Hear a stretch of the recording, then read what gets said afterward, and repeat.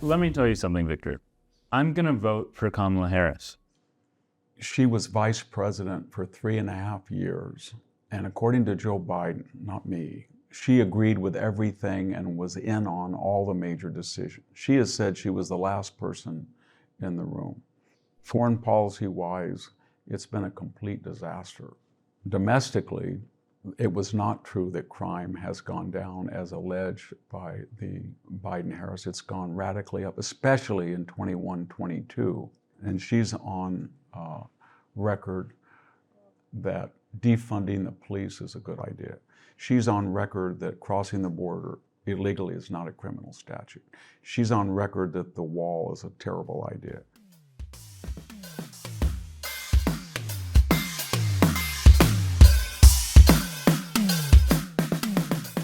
I was just in New York for 3 days. Yeah. I filmed 9 interviews. I didn't sleep more than 2 hours. I was hiding out in the studio at night where there were security cameras. I wasn't supposed to be there. But then I stopped in Cincinnati to visit my grandma on the way back. And then yesterday I came to fly here. I had a flight to Minneapolis. When I landed at Minneapolis, I got a text from the airline saying, here's a free voucher for a hotel because your flight to SF got canceled. I called up some friends. I found the only flight from the airport to the West Coast to LA. I flew to LA. I landed at 11. One of my friends who lives in LA picked me up. He drove me halfway to SF. I think close to a place called Gilroy, maybe? Yeah, I go there every day on the way home. Okay. I commute to my home farm through Gilroy. It's 1 hour from here. It's more than halfway, actually. Yeah. It was a little bit before Gilroy. Yeah. And then one of my best friends, a philosopher here, his name's Jared Warren. He's one of the best philosophers in the world. He left his place at like midnight maybe, drove to pick me up. Then we drove back to SF, to SFO. I picked up my car at 6 a.m., drove back here, slept for 30 minutes, showered, and then came right here. And I did all of this because you are one of my favorite people to talk to. Thank you. We've had 3 conversations now. I think this is the 4th. And I know how important your time is, and I know how valuable these conversations are to our listeners. So I just wasn't going to miss it for anything. Thank you. That reminds me of some of my more harrowing efforts to get in and out of Fresno. And I think my record getting to the East Coast is 27 hours. Okay, very impressive. Yeah, and home. But I've had some of the similar experiences, but it's the state of air travel today. Yeah, it is. Well, one of the reasons that this conversation is so important is that we have an election coming up that everybody wants to talk about. I have had a couple of conversations with people who are more on the Kamala Harris side of things, but one problem I have is finding speakers with the tremendous intellectual pedigree on the right to talk about these issues that I know that I can trust, and you're one of them. Okay. And so I wanted to ask, before we get into the details, just what it is about this election, if anything, that makes it particularly important for the United States going forward. There's 4 or 5 things. One is it's a very close election. This may be, and it follows very close elections. So we have not had a clear mandate since Barack Obama's impressive 2008 and 2012 victories. So 2016 was very close, 2020 was very close. This may be even closer. That's one. Number 2, Donald Trump is a very controversial candidate, and he's the first president in the modern era that had no political experience. And there's an effort to stop him in ways that I think the left would acknowledge have never been seen before. And that effort excites passions on both sides. I don't want to be generic or general, I want to be specific. So what I'm trying to suggest, we've never had a president impeached twice. He was impeached twice. We've never had a president who was tried as a private citizen. He was. We've never had a major presidential candidate where the opposing party tried to remove him from state ballots so that the voters would not have a chance. He was removed. There was an effort, I should say, to remove him from 16 state ballots, and that was overturned by the Supreme Court. I should say aborted by the Supreme Court. We've never had a presidential candidate, much less an ex-president. Maybe an ex-president got near it, but we've never had an ex-president presidential candidate who has been the subject of 5 criminal and civil suits designed, I think you could say, to bankrupt him, and there were gag orders put on him, and the intention was to incarcerate him.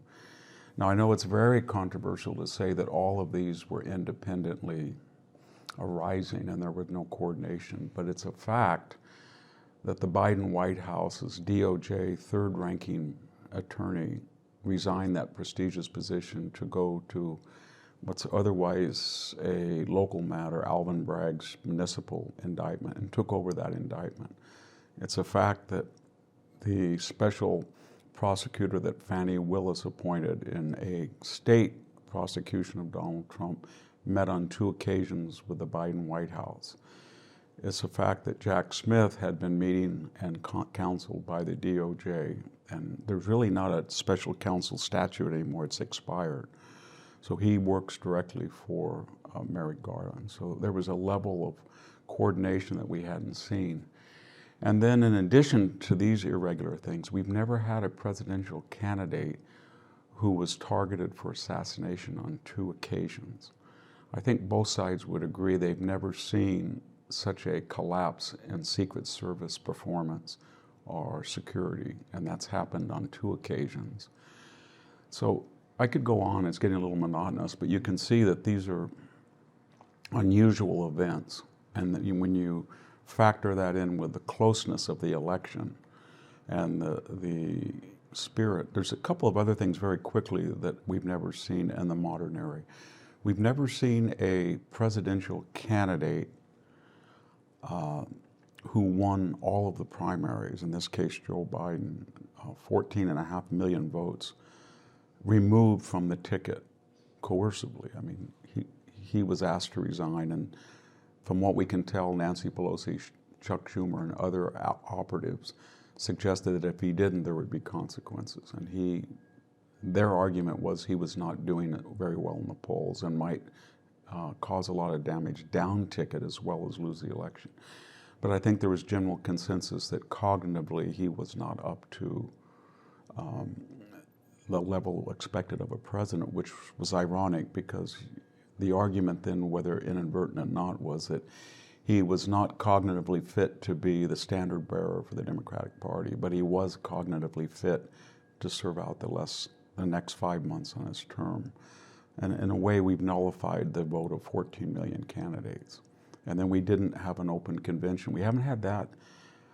We've never had a nominee of either party in the modern era who either did not win the delegates at the convention or has never entered a primary. It wasn't that Kamala Harris hasn't won a primary. She's never entered one.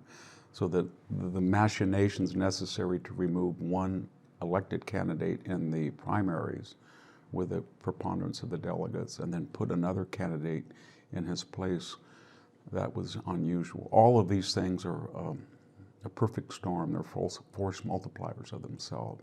And it's got the country divided right in half.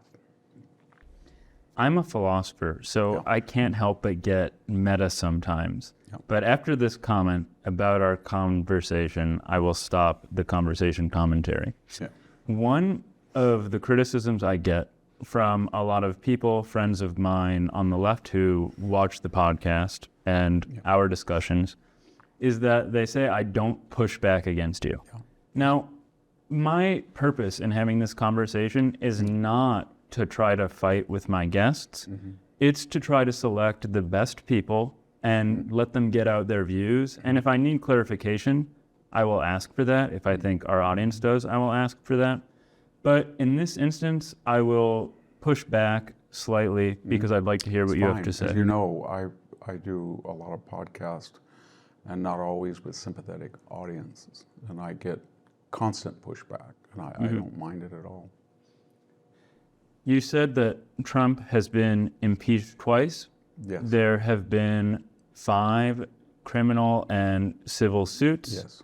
You said that he has been tried as a private citizen, which is unprecedented. Yes. And all of these people that I mentioned on the left would point to things, the insurrection least among them, as far more than warranting the sort of treatment he's had with the legal system. Yes. Now, I understand that there are arguments to the effect that Trump is not responsible for the insurrection, and that might be something you cite, but I'll leave it up to you. This is, I think these are the biggest events that people are citing for why he should not be president. When I made that statement, let's go through them one by one. We can start with the E. Jean Carroll suit. She was a person that she allegedly 3 decades earlier said she was sexually assaulted by Donald Trump. She couldn't remember the year, it was inexact. She couldn't remember what she wore. In fact, she said she wore a particular dress that wasn't even in production at the time that the event supposedly took place. Stranger still, the scenario that she gave was almost exactly the same as a plot of a TV show, almost exactly the same, of a person who goes into the same department store, goes to a dressing room, and supposedly is sexually assaulted by a celebrity. She couldn't answer any questions about the actual details. The suit that she filed in front of a favorable judge was funded entirely by Reid Hoffman, a mega billionaire and Biden donor. So it was highly irregular. The second one, Letitia James, she filed a suit and said that Donald Trump had overvalued his Mar-a-Lago residence, which she said was worth about $17 million, and therefore got a loan from the Deutsche Bank that he otherwise wouldn't have, and therefore he had committed fraud. That was the main topic of most of her. I can get into the other ones, but that was the main one. The bank in question said they had no problem. They knew exactly better than she did the exact value of Mar-a-Lago. Most people think today Mar-a-Lago may be worth anywhere from $100 to $200 million. Anybody who drives by it can see that. 20 acres with waterfront on both sides. So the bank in question that issued the loan said not only did they have no problem with the assets that were used as collateral, the loan was paid back promptly and with profitable interest on their part, and they would issue another loan again. So that has never been used against a public figure in New York, or any figure. The third one with Fani Willis, the argument was he called with people on the line and said, find me the votes. Now you can argue that might have been to a registrar. He didn't say invent the votes, he said they're basically there and you've got to go find them. I've talked to a lot of politicians since that, because I was curious myself. How many times in close races have you called the registrar or all the time? I don't think there's been counting how many votes are left. There must be more votes. That was criminalized by Fani Willis. And of course, it's now in suspension because the special prosecutor that she hired was her paramour. And there was accusations that she has not been able to refute that she was giving money to the special counsel that she hired and then going on junkets with him with the monies he had taken from her public purse. And he had met twice with the Biden White House. If you go to the third one, Alvin Bragg, he alleged that Donald Trump had given money to Stormy Daniels in a non-disclosure. There's no controversy that he did. I don't even think there's controversy that Donald Trump had a sexual union. He's denied it, but it looks very incriminating. So he had a common non-disclosure, an embarrassing situation, 10 years before. The argument was that that was a campaign donation that he did not report. And therefore, it wasn't personal. He wasn't trying to protect his family. Well, I think most people disagreed, but the point doesn't matter whether most people disagreed or not. The federal prosecutor who prosecutes federal statutes, because that's what campaign finance statutes apply to in presidential campaign, chose not to prosecute and said there was nothing there. Alvin Bragg then took a federal violation, he thought, and jump-started it into a state. And of course, the judge, Mershon, was a donor, small donor, but a donor nonetheless to the Biden campaign. And his wife was a major advisor to Democratic candidates. And he was urged by a number of justices, retired lawyers, legal to recuse himself. He did not. So if we go to the Letitia James, the Alvin Bragg, the E. Jean Carroll, then we go to Jack Smith. Excuse me, I got to go to, we did Letitia James. Go to Jack Smith. There is no special counsel statute. It's expired. Congress never renewed it. He's not a special counsel. He is a special prosecutor who was appointed by Merrick Garland, and he is an employee of the DOJ. The DOJ's own handbook on judicial ethics and principles for all their employees says that no federal indictment shall be issued in a major political figure or concerning a major political event 90 days before a camp. That's exactly what he is doing now. More importantly is, he was the subject of Donald Trump of a parallel situation in which Special Prosecutor Smith was investigating his supposed unlawful removal of classified documents from his personal residence. At the same time that was happening, Special Prosecutor Robert Hur was investigating incumbent and current President Joe Biden.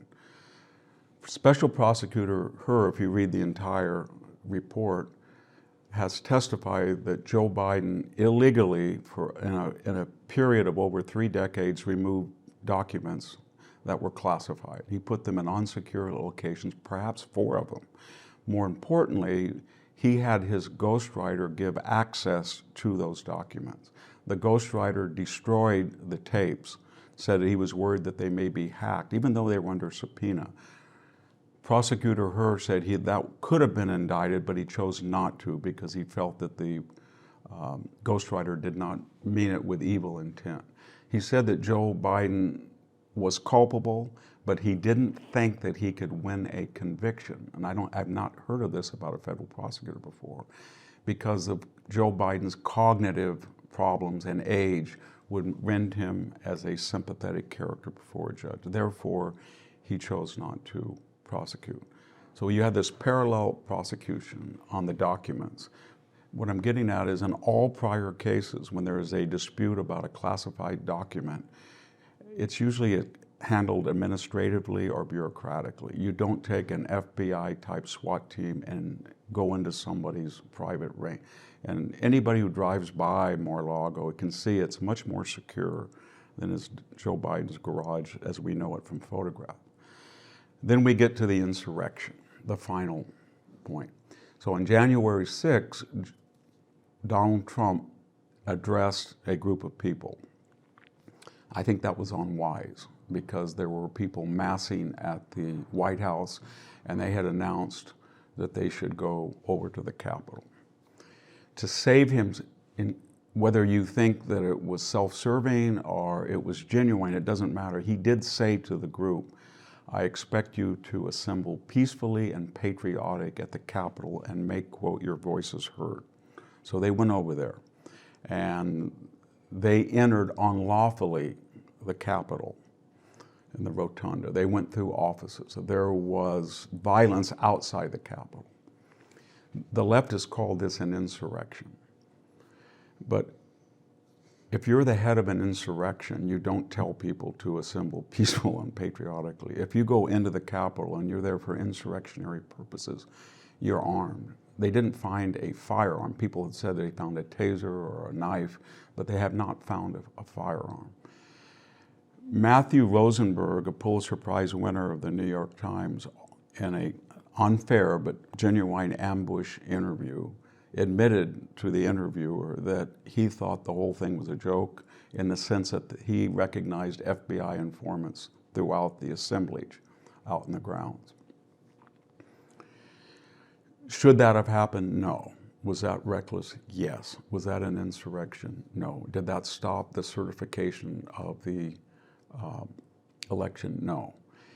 I'll just finish with some parallel whataboutism, because it is important. Is election denialism unique? No. In 2004, Barbara Boxer and some 30 House representatives tried to stop the certification of Ohio, which George W. Bush clearly won. I don't know if that was symbolic, because that had no chance of succeeding. But had they succeeded and had a majority vote in the House, she was a senator that was helping them, the election would have been suspended. In 2016, after the election in which Donald Trump won the Electoral College but lost the popular vote, Jill Stein, a third-party candidate, said the election was invalid. And that was because she alleged that computers in Ohio, and I think Pennsylvania, were fraudulent. And she sued. People have reported, I don't know if it's confirmed, with the encouragement of the losing candidate, Hillary Clinton. That was thrown out, but that was an attempt to stop the election. But more importantly, in that interregnum between the election and the December certification of the House of the vote, almost nightly, Hollywood actors went on television and they appealed to the electors, who were constitutionally bound to reflect the majority vote in their state, not the national vote. They made a direct appeal to be what we call falsified or false electors. In other words, there were direct appeals: do not, in these key swing states, vote to reflect the popular vote. After they failed to do so and Donald Trump was declared the winner, we had major figures on the Democratic side say that he was not legitimately elected. He was fraudulently elected due to Russian collusion. Who were those people? I'll just give you three names. The House Minority Leader, Hakeem Jeffries, said he was illegitimate. Hillary Clinton said he was illegitimate. Former President Jimmy Carter said not only was he illegitimate, but he was elected through Russian agency, which was demonstrably proved false by Special Prosecutor Robert Mueller. And I could even end on Stacey Abrams, who became an iconic figure in the Democratic Party after she lost the Georgia gubernatorial race by 50,000 votes. And she was introduced at major Democratic events as the real governor of Georgia, and she alleged voting fraud. So was January 6th an unfortunate event? I think it was. I think it was a buffoonish riot. In terms of magnitude and deaths, contrary to what the left said, Joe Biden said 5 police officers were killed. That was not true. 5 police officers died after the event, sometimes over a year, through suicide. In one case, Officer Sicknick had a stroke. There was only one violently killed person. That was Ashley Babbitt, a 14-year military veteran who committed a misdemeanor by going through a previously broken window into the Capitol, in which she was lethally shot by Officer Byrd, whose identification was suppressed for almost 3 months. In addition to that, if you juxtapose the 2021 riot with the prior summer riot, I'm talking about May, June, July, August, September of 2020, when the BLM and Antifa riots following the death of George Floyd overwhelmed law enforcement. If you look at the final toll, there were 35 people killed, 14,000 people arrested, $2 billion in property damage. And in addition to that, there was an effort to storm the White House grounds that sent the President of the United States into a bunker. There was the burning of a federal courthouse. There was a burning of a police precinct. And there was a burning of a historic church, the St. John's Episcopal Church. Of that protest, Kamala Harris said, at the height of the Washington violence, she said of these protests, and I know fact checkers said that she was referring to protests, not the violence, but it was indistinguishable to people on television. They had been synonymous. These will not stop. They should not stop. This is a movement. This is going to go on to Election Day. This is going to go on after. In addition to that, earlier she had posted a tweet giving references how people, with urging on her part, could bail out violent offenders that were arrested in the Minnesota riots, arson, and demonstration. So in the context of all of that, was what Donald Trump did unfortunate? Yes. Was it a full-fledged insurrection? No. In terms of violence, did it rank with left-wing prompted demonstrations? And was it an effort to use extra legal means to interrupt an election? It may have been, but it failed. Were these 5 suits that I just talked about, had they had historical precedence? No. Was the aim of them to interfere with an election as we see now? Yes, it was. All I can say to that is that it was an exhaustive and spontaneous defense I didn't know you were going to ask the question. Yeah, of a reasonable challenge. Yeah. And if anybody is unhappy with it, I welcome them to take the transcript, Google it, and see where you were wrong, address your arguments, but let's move on from that. Yeah, I didn't look at notes and I didn't prepare that, so I'm pretty confident my memory is pretty accurate. Yeah, I'm confident in that too. Yeah. Okay. Now, I'd like to put some pressure on the other side. I am here to be neutral. That does not mean there aren't glaring problems with both sides that I can point out. For instance, I think that it is a serious problem with Donald Trump's agenda that he wants to, according to what's on his website, deport or prevent from entering anti-Zionists or Marxists or socialists or communists, whatever he wrote. That's not the point here. One major problem that I see with the left is a denial of certain obvious truths.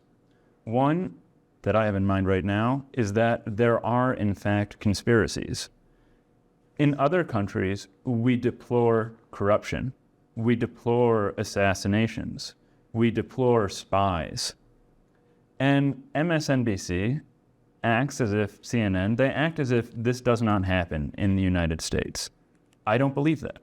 You're a military historian. I think it is plausible, depending on who's the actor, to classify assassinations as military operations. There have been 2 assassination attempts on the Republican nominee for president. There was also a denial of Secret Service, this is my understanding, to RFK Jr., another challenger to Biden. I have a simple question. It is, what do you make of this? Well, in answer to the first part of your question, we know that the Iranian government has made efforts to kill Donald Trump. We know that because a Pakistani national was arrested and was under surveillance for doing so. We know that prominent members in the Congress have called on the Biden administration to sanction Iran over its transparent efforts to try to kill Donald Trump. We know that. The Butler assassination, no one can make sense out of. Why? Because a 20-something-year-old amateur was able to go into an event, was stopped with a rangefinder by security, walked around for about an hour, went on top of a building that had the clearest shot at the podium where he knew Donald Trump was going to be speaking. There were local law enforcement officers in the building. One of them actually climbed up on the top and saw him with the gun. People in the crowd remarked up to 6 or 7 minutes prior that he had a gun. People in the Secret Service were notified within about 2 or 3 minutes that there was somebody, and yet they allowed him to go out to the podium. I could go on. There was no drone usage. There were insufficient people on the part of the Secret Service. There was no coordination or even communication that was rapid between local law enforcement and the Secret Service. Many of the people who were responsible for security at that Butler event have been put on suspension. The head of the Secret Service has resigned in disgrace. The interim successor is under enormous pressure. Do I think that that was a conspiracy of a government agency to get Donald Trump killed? No. What I do think is that there was a laxity at the highest levels of the Secret Service that the Donald Trump security detail should be given no extra consideration other than that accorded to other presidential candidates, even though there had been serial threats at his life in a way we've never seen before. In other words, they did not do something that might have been unusual for a presidential candidate, that is, give him the same level of protection of a president or vice president. And there had been calls for that. So there was a sense of ennui or relaxation that turned almost fatal. And the same thing was true of RFK. Although he was a third-party candidate with not more than 8 or 9%, his family history had warranted, and the threats that were lodged against him had warranted additional security, and none was given. And all I can say is there was a sense that Donald Trump did not warrant that. I would say this: if you repeatedly lower the bar of assassination by threats, and I want to be very specific here. David Floof, the current, he's former Obama advisor, now advising the Biden campaign, said a number of years ago that Donald Trump had to be destroyed. The current Secretary of Commerce, Ms. Raimondo, said that he should be extinguished, or eliminated to that effect. Dan Goldman, a representative from New York, said he should be eliminated. One of them said extinguish, the other said eliminated. So you had three prominent people saying that it would be better that Donald Trump was basically dead. In addition to that, you've had a sort of an assassination porn for about 8 years. What do I mean by that? I mean, if you collate what Madonna said, what Snoop Dogg said, what Johnny Depp said, what Kathy Griffith said, I could go on. These are celebrities that get a lot of attention. They have variously said that Donald Trump should be blown up, decapitated, incinerated, shot, stabbed. Even Shakespeare in the Park in New York did a Julius Caesar scene where he was being stabbed. In addition to that, Joe Biden, after the first assassination, and a private call to donors, said it's time to put Trump in the bullseye. Said that. According to the left's own values, because remember when Sarah Palin said she had a map of congressional districts with bullseye, and they said that that was leading to the types of violence that ended up with a U.S. representative shot, then what was the net result of this? It gave a certain impression that if you were to shoot Donald Trump, there were major people in American society that would approve of it. Even the celebrity chef Anthony Bourdain, who was lately deceased, joked about poisoning Donald Trump. New Republic this summer ran a cover story. If you look at it very carefully, it's Donald Trump with a mustache, and he's outfitted as if he's Adolf Hitler, major magazine. So if you give the impression to popular culture, and that's what we're talking about, Madonna, Kathy Griffith, Johnny Depp, New Republic, and politicians as diverse as Dan Goldman or the current Secretary of Commerce, that he's Hitler and he should be killed, destroyed, eliminated, extinguished. And you have a Secret Service that lets a 20-year-old in, and then a month later on a golf course where everybody knows a particular hole is very dangerous because there is no protection from the street. A person can get out of a car, walk across the grass, rest a gun right on it, and have a clear shot at who's ever playing, the next hole over. And if that happens after that, what is the message that's being sent to the deranged of America? The message is this: if a 20-year-old can get away with it, and a crazy guy who has a whole history of dumb stuff, if he can get almost in sight of a president, and if you shoot this president, there's a lot of people in the country that will think that you're going to be an iconic. Then maybe I can try it because I'm a much better shooter than are these amateurs, and I will be heralded. And in a local recent poll asked people who identified as Democratic, did you think Donald Trump would it be better off if they had been shot? 25% said yes. I think roughly 25% said they weren't sure. So there's a level of vituperation, whatever you think about Donald Trump, whatever you think about Donald.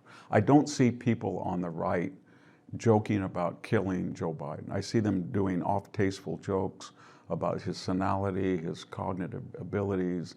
I see all that, but I do not see people talking about him being assassinated or blown up. I don't see it. I don't see it with Kamala Harris. I do see it all the time with Donald Trump. I'm going to ask you to do something that might be difficult for you, but I doubt it. Okay. I'm going to ask if you can tell me the best reasons, if Biden were running again, based on his presidency of the last 4 years, to vote for him. To vote for Joe Biden? Yeah. I was brought up in a Democratic family. Jerry Brown, on 2 occasions, appointed my mother Superior Court judge at Fresno County, and she was one of the first women to be a state appellate court judge. I have 2 first cousins whose mothers died and we essentially adopted, and I have 2 brothers, including a twin brother, who were strong Democrats to the extent 2 of them don't speak to me. So it's not as if I don't have experience with the Democratic arguments. I grew up that way. I don't know why I was a little different than my siblings, but they would argue that I was wrong and they were right. So what would be the argument for Joe Biden? Well, the argument would be that he still has remnants of old Joe Biden from Scranton. In other words, he represented an earlier tradition of the Democratic Party. What do I mean by that? In the 1992 and 1996 Democratic conventions, if you go back and look at the speeches of Nancy Pelosi, Bill Clinton, Hillary Clinton, they called out for strong borders. They wanted to protect immigration by making it legal only. They called for, during that crime wave, 100,000 police officers, et cetera, et cetera. And Bill Clinton, whom I did not vote for, but nonetheless, in 1997 and 98, I think 99, partnered with Newt Gingrich. And that was the only administration that we got a balanced budget in over 100 years. And we were actually reducing the surplus. And that was partly because Newt Gingrich, the House Speaker, enforced a spending freeze, and Bill Clinton enforced on Newt Gingrich a moderate tax increase. And so he came from that generation. There were bad things about that generation. Joe Biden, for some reason, often praised James Old Easton, Strom Thurmond, who were segregation. Nevertheless, so when he came in, he was selected after losing the first 2 primaries on the part of the Democratic establishment by urging Pete Buttigieg, Elizabeth Warren, Bernie Sanders to depart, even though he had not won a single primary until till South Carolina. So there was to get the thing out and to elect somebody. So the country and I was seeing the Democratic Party's realization that their current DEI, left-wing, hardcore trajectory would not win. Not me deciding that, the Democratic Party deciding that. So they turned to somebody that they knew was cognitively impaired, but they thought that cognitively impairment was a minor distraction given he was the most electable. And why was he the most electable? Because he was running as a uniter, and old Joe Biden from Granton, a centrist Democrat, in comparison to all the other candidates. When he came into office, did he do that? No. But the point was he was an old-time politician, so he could adjust. And what do I mean by adjust? When the price of gasoline almost doubled, he did some things that were bad. He drained the Strategic Petroleum Reserve. He had called the Saudi Arabians pariahs, and then he went and begged them to pump more oil before the 2022 midterm. But he did some good things. And what was that? He suddenly increased federal leasing of energy. And the fact is, for a moment of a year or 2, that's a moment in the history of petroleum, right now as we speak, there is more gas and oil production than even during the Trump administration. Joe Biden did that. He may have done it to get elected, it doesn't matter. That's been very good for the United States, both in terms of revenue and in terms of self-sufficiency. Joe Biden and the old Democratic Party, the Ted Kennedys, all of those people were strong supporters of Israel. Joe Biden is in a party that is not. Nevertheless, although he said yesterday that he has done more for Israel than any other president. That's demonstrably untrue. He said necessarily, Mrs. Harris said that she couldn't answer whether Netanyahu, the elected government, the Netanyahu government was an ally of the United States. And Waltz would not suggest that Israel had the right to respond to 500 missiles over 2 barrages to take out oil or nuclear. So there were problems there, but nonetheless, even though Joe Biden has suspended 2,000-pound bomb shipments to Israel, if you look at the totality, he has withstood the pressures within his party. And how does that manifest itself? When the first barrage of 320 projectiles was launched against Israel, and when the second barrage of 182 ballistic missiles, some of them hypersonic, United States forces helped Israel knock those down. And so while I would disagree with him, there's no doubt in my mind that if he were not president, the left wing would have left Israel without supplies or ability. So I commend him for that. I commend him for changing on energy.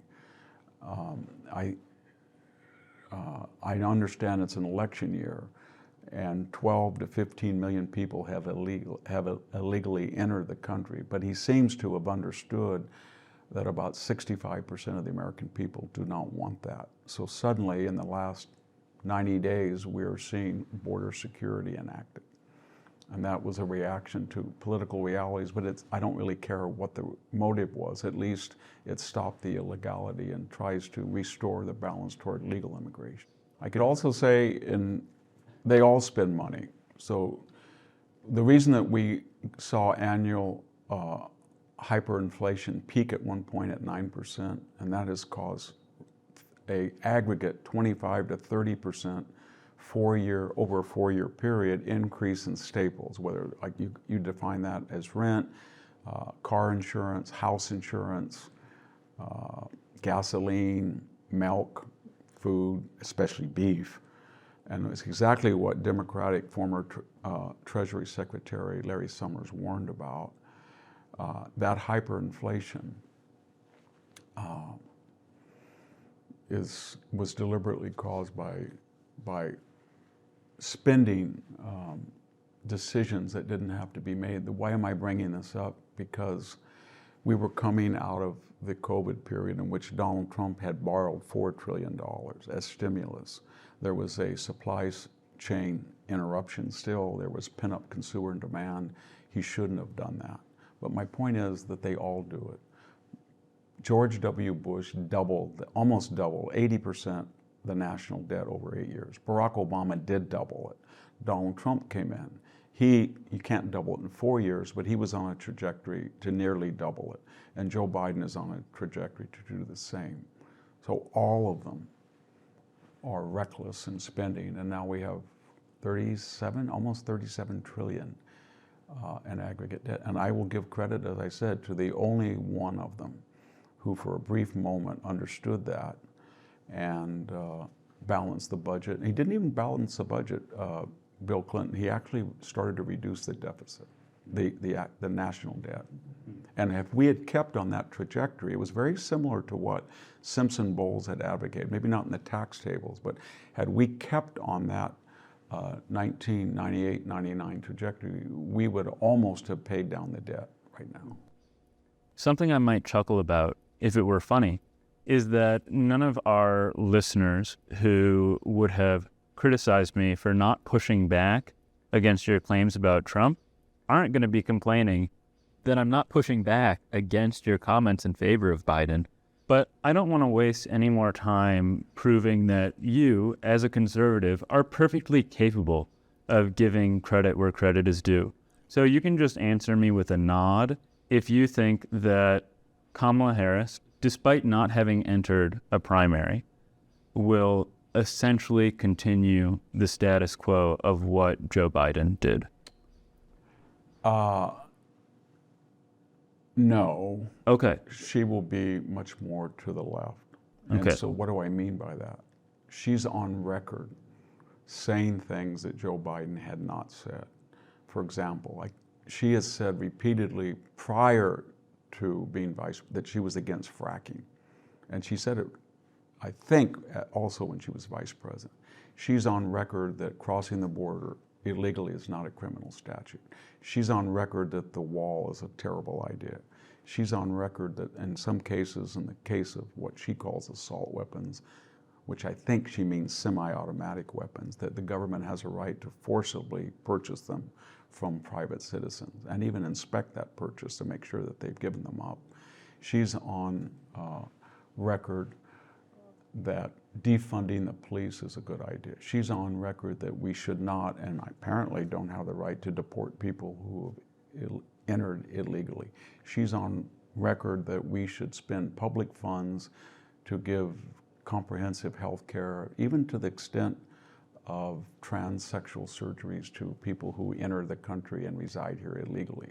I could go on, but no presidential candidate has ever articulated those positions far to the left.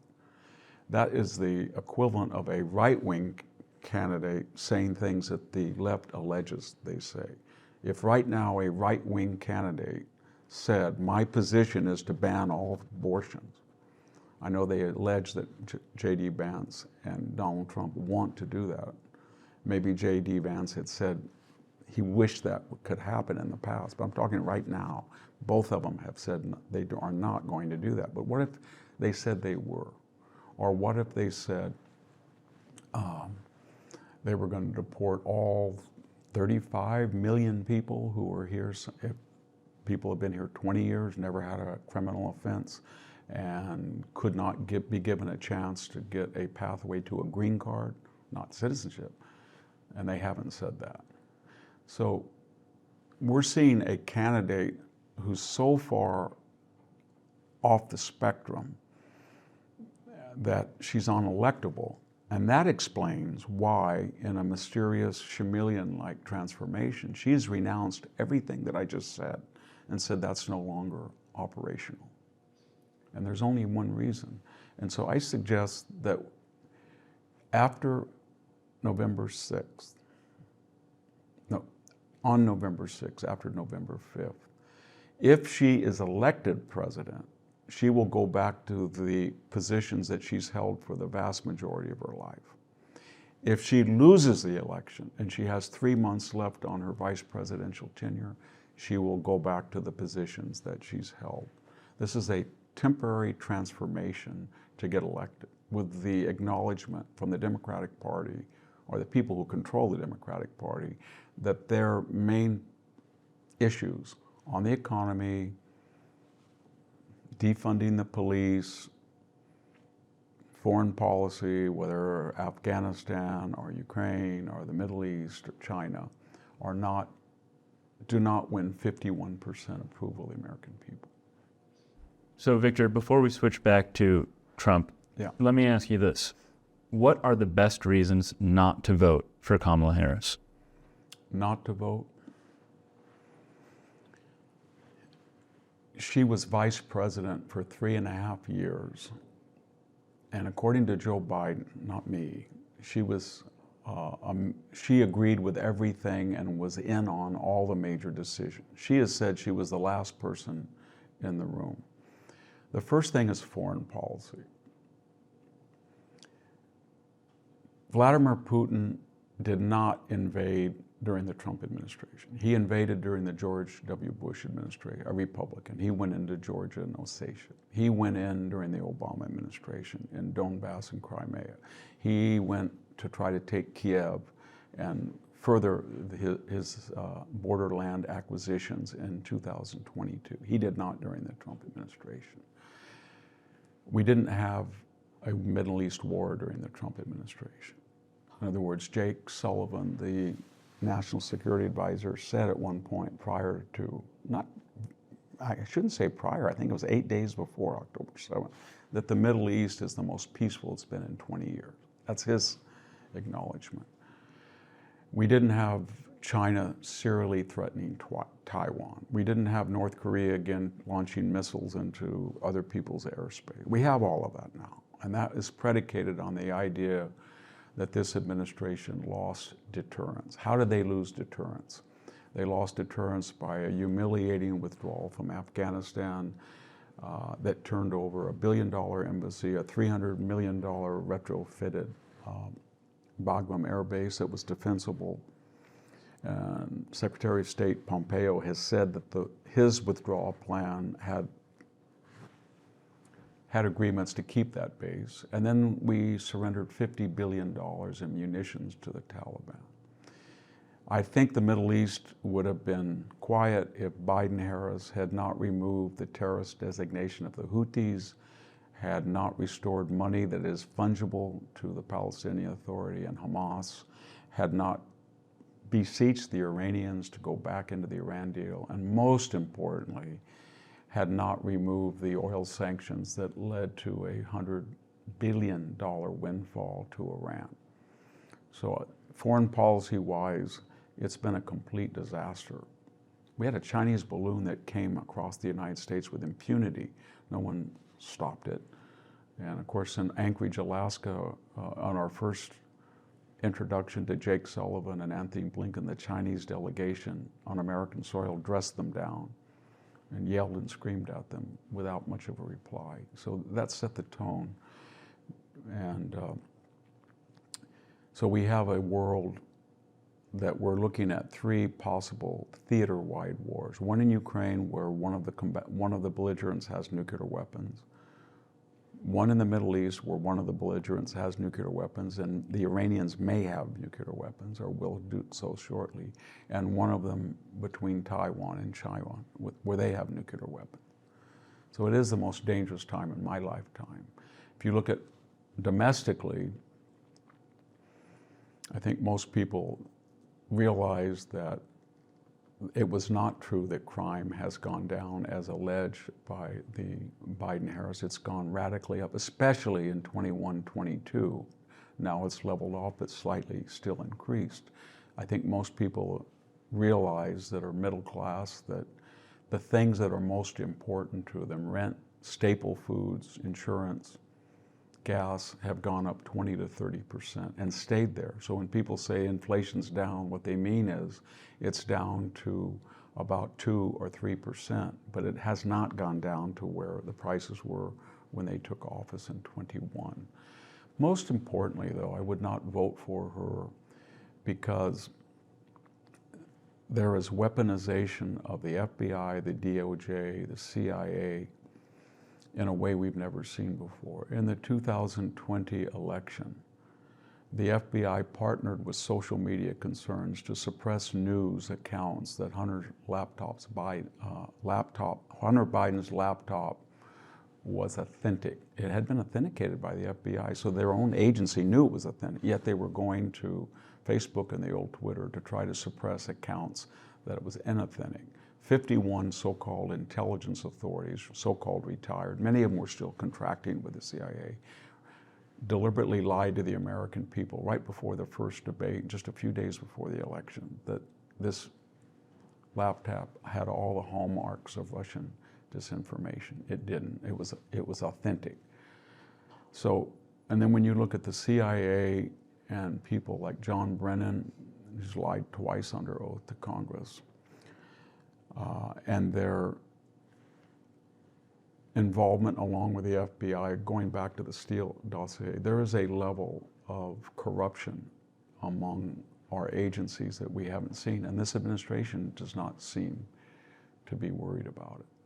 Not at all. I think if you look at the original DOJ deal that was accorded Hunter Biden for tax fraud until a judge stepped in and said, this is outrageous. You can see that we do not have an independent DOJ. And I think in all the cases I mentioned, one of the advantages Trump has is that 99% of the mainstream media, I know that's a cliche, but I'm talking about the network news, CBS, ABC, NBC, NPR, PBS, Washington Post, New York Times, LA Times, social media, Apple, Google, all of them despise him, and they monitor almost everything he does. And so even if he was wanting to do what has been done during the Biden years, he couldn't, because it would be all over the papers. In contrast, all of what I just talked about, you can't even find a mainstream media disinterested account of it. And so I couldn't vote for her. Okay. You wrote a best-selling book called The Case for Trump. I understand a new and revised version just recently came out. I read the first one. I haven't read the revised version, full disclosure. What are the best reasons for voting for Donald Trump? Yeah, I wrote that book. It was called Why Trump Won, and the publishers felt that that was not edgy enough. They were right. It sold a lot more because it was the case for Trump. Well, I would look at foreign policy first. Was there a war during the Trump years? No. We had ISIS under the Obama administration that had absorbed half of Iraq. Did he destroy ISIS? Yes, he did. He bombed the proverbial, what he called SH, I won't repeat the word. Did he corral Iran? Was Iran as able as it is now to arm Hamas and Hezbollah and encourage them to circle with a ring of fire, as they called it? No. In other words, he got rid of General Soleimani, he got out of the Iran deal, he sanctioned them.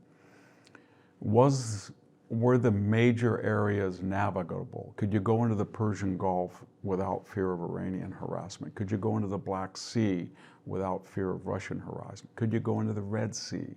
Yes. Eastern Mediterranean? Yes. Even South China Sea. I don't think American fleet wants to go between Taiwan very often and China right now.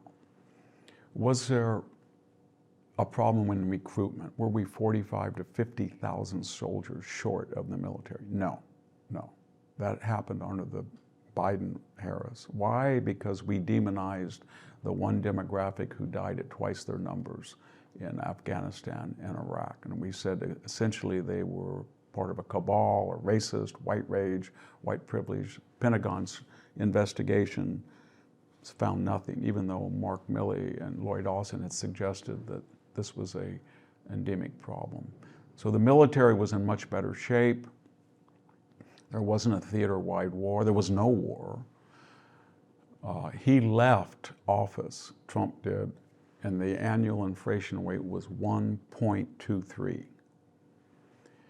Interest rates for a 30-year mortgage were somewhere between, if it was discounted, depending on the years, 15 or 30, between 2.7 and 3.5. They got up, I can tell you I took out a mortgage, it was almost 7%.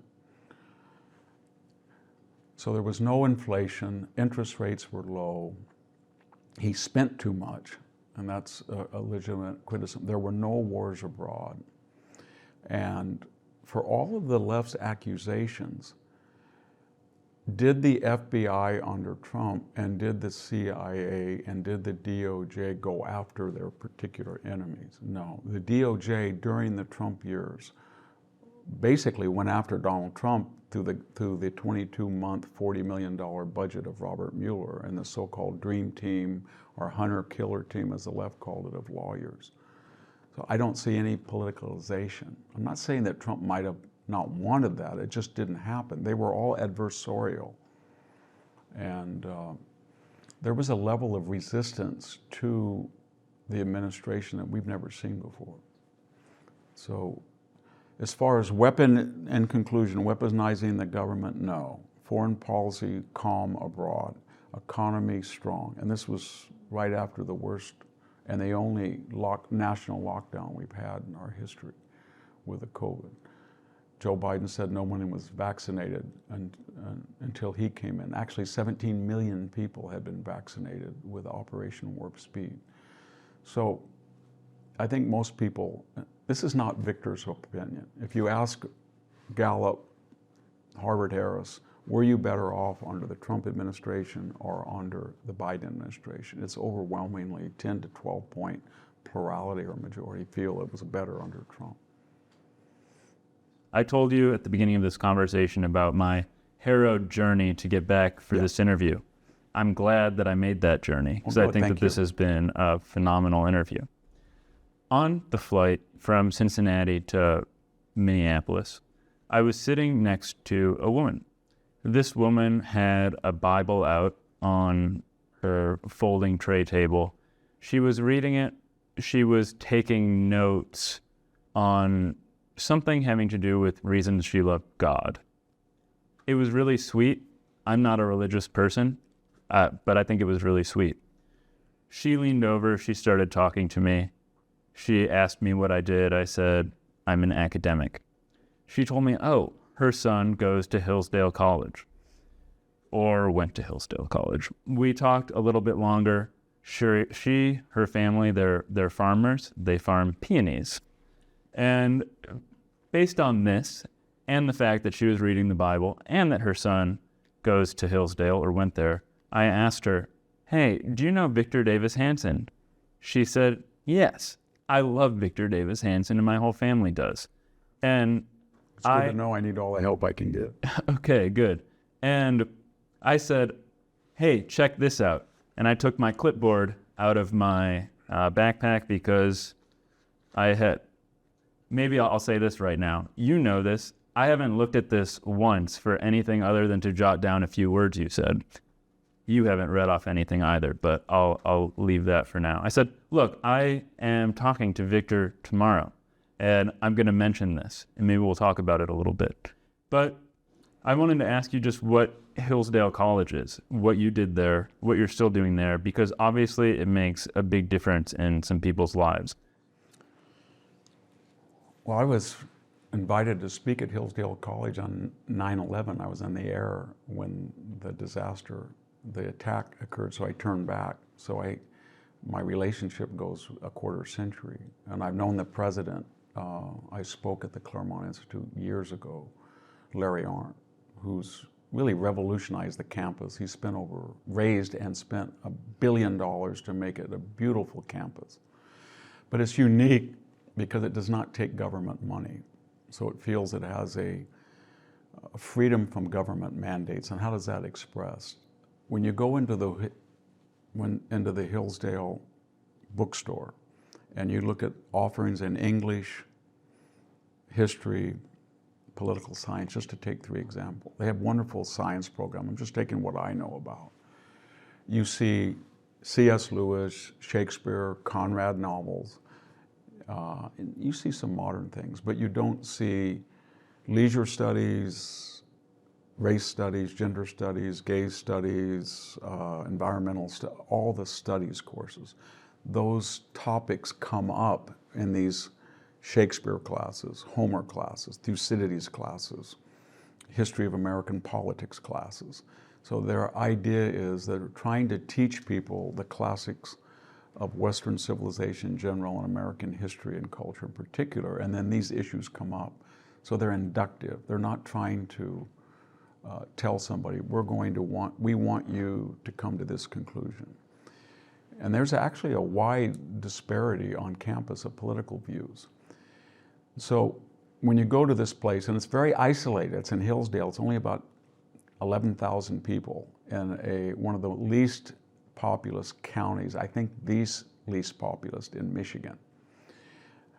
And so what I'm getting at, it doesn't draw people there because it's in Malibu, like Pepperdine or somewhere. It's not, the climate is very harsh in the summer and humid and cold in the winter. But it's an oasis of inductive thinking. That's not my view alone. I'll give you an example. After the rise of the diversity, equity, inclusion, and after the weaponization and anger and acrimony of higher education, especially the violence on campus, and the anti-Semitism here at Stanford, according to a recent report at Columbia, Harvard. There was a renewed interest in Hillsdale. I've been there 20 years as a visiting professor, and I don't think I've ever seen any violence. I was introduced to it when I rode my bike. I ride it in the Michigan countryside. I left it once at my office, and forgetting that, I walked home to a house, and I forgot where my bike, I came back the next day, and it was exactly where it was. And then I noticed something I'd never seen before. None of the bikes had locks on them. None. So they were able to create a camaraderie, a sense of community. And what's strange about it now is when I first got there, it was struggling because it was so small. Maybe 1,200 students, 300 or 400 let in per class. They were very rigorous, but they accepted 1 out of 2 students maybe. They had one of the highest acceptance rates of those accepted that actually enrolled, enrollment rates, I should say, maybe 85%. Now, it's in the many thousands of people, and people from Harvard, Yale, Princeton, all political persuasions, everything are applying to that campus. And why are they doing that, even though they're on the left? They go out and look at the campus. It's beautiful. There's no graffiti. There's no violence, and whatever their political opinions are, they will not be challenged in class. No one, and there are faculty members, I've met them at Hillsdale, are not all conservative. But when they go into a class and they disagree with a professor, the discussion will be on the issues. There will be no ad hominem. No one will do what they did at Stanford, where a lecturer said, you Jewish students go to that side of the room, you go to there. There will be nothing. I've experienced things like that. Yes. That aren't reported on. Yes. There will be no one will go into the president's office and deface it and trash it, as happened at Stanford.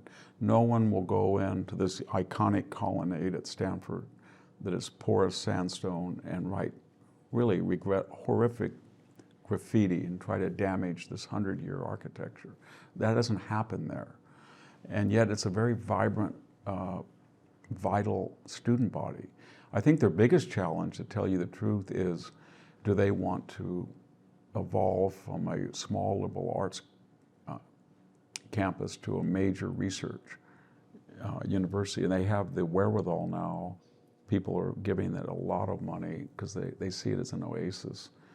And that'll be interesting. But right now, if you look at the competitiveness of the students based on their test scores and the selectivity, it ranks in the same category as, say, Williams or Amherst. That's great. And it's raising money, and it's raising interest, and applications are evolving at a geometric rate. They really is. Let me tell you something, Victor. Yeah. I'm going to vote for Kamala Harris. Are you going to talk to me again? That's not even a question. You don't even need to dignify it with an answer. So let me just say something about that. In my family and in my circle of friends, I don't see the symmetrical anger from the conservative from the left. When I see people in families and groups of friends that say they're going to vote for Trump, they don't get angry and say, I'm not going to speak to you if you don't vote for Trump. But I do see it asymmetrically. I love my father. He told me in the last election, if I vote for Trump, he's never speaking to me again. And I love him, but he said that, and that was really hurtful. The intolerance is all on the left. Because of this, they believe that their ends are morally superior, and therefore the means necessary to achieve them are justified. If that means being acrimonious, rude, cutting people off, never talking to them, they will do. If that means on campus, you don't see conservative students doing what we're seeing.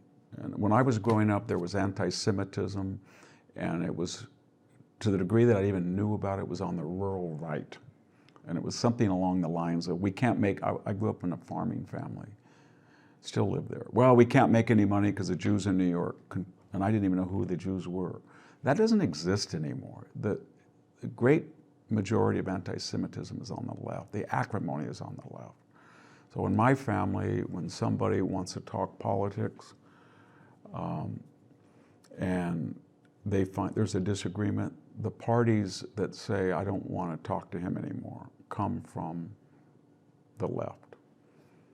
I have no problem I have a lot of friends. I would say at the Hoover Institution, that is considered center-right, if you read its mission statement, I would say 45% of the fellows are either Democrats or going to vote against Trump. And I think that's conservative. I think those of us who are conservative and will vote for Trump are less than a majority. And I will guarantee you that even though we are advertised as a center-right institution and Stanford University is supposedly disinterested and interested only in education, that the Stanford faculty is about 90%, 95% going to vote for Harris, and that we are far more politically diverse and tolerant at Hoover than Stanford University is. If you were a professor at Stanford and you were openly conservative and you said you were going to vote for Trump, you would incur a level of personal hostility in far greater magnitude than if you were at the Hoover Institution and said you despised Trump and you were voting for Harris. We have fellows here who say that openly on social media. And when I read that a fellow Hoover colleague has said that Trump is a criminal, he's horrible, he should be in jail, it doesn't bother me. That's what we're supposed to do. I've never once in my entire life ever confronted anybody at Hoover and said, I'm not going to be friendly with you, or you shouldn't say that. I've never done that. That's happened to me a number of times. What I'm going to say is, you know why you're going to talk to me? It's because you're a good man and you're honest. Most of the people I email to come on this show, they don't respond because the show's not big enough for them. You came on when this show was tiny, when I had almost no listeners, and you helped put it on the map with that first interview. And after that first interview, you had to go, but you stayed an extra 10 minutes and talked to me about how I could be a better interviewer. And that really helped me too. And I would just say there, I grew up in a very rural area, and although I came here to get a PhD in classical languages, I had to go back and farm because my grandparents were elderly. And then I started as a part-time teacher at Fresno State.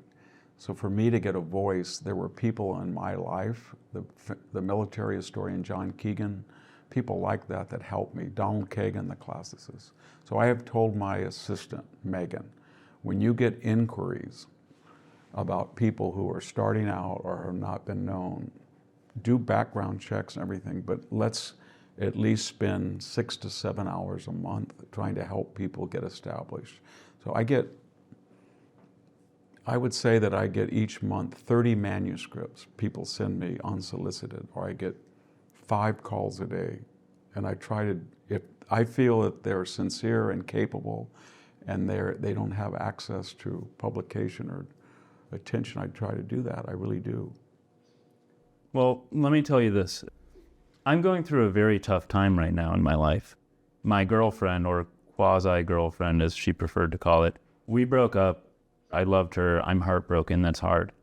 I haven't slept for 4 days. I slept 2 hours in 4 days. I was up with my friends last night driving from LA to have this conversation. So that's part of why I'm angry. Maybe people can see some other emotion here. But another reason is I'm voting for Kamala Harris. It's nobody's business whether I vote for her or not, unless I decide to make it that way. You have made some phenomenal points in this interview. You've also made some that I don't agree with. I'm not going to fight you over it. I hope our listeners vote for Kamala Harris, but I hope that they listen to what you said and they make up their own damn minds about it. Yeah. And I'm going to end the interview on that note. Thanks, Victor. This has been phenomenal. Thank you. Appreciate it.